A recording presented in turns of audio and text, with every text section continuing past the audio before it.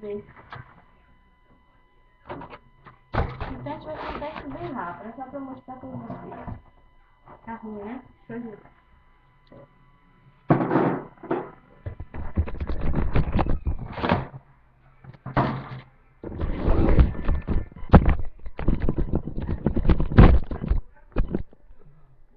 Melhorou? É, melhorou. Deixa eu fazer aqui. É muito fácil. Bem rápido. Prático. Olha a cordinha. Olha como fica bom. Bota. Meu lançador tá modificado também. Meu lançador tá modificado. Outro vídeo eu mostro. Aí, ó.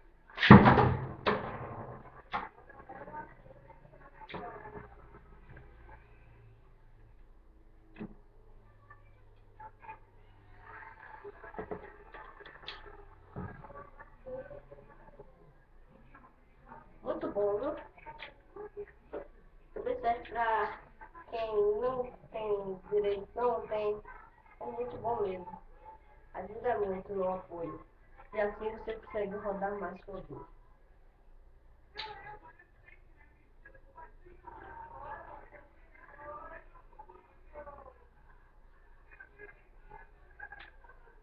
Bem fácil. Vou fazer uma batalha rapidinho. Agora vamos ver esse lançador.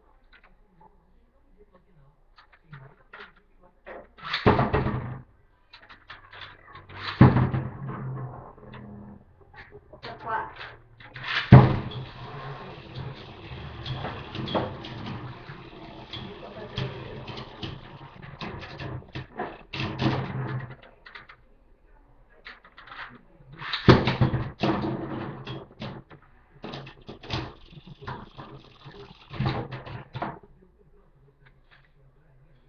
Agora eu vou ensinar como treinar sua Beyblade para ela ter mais equilíbrio.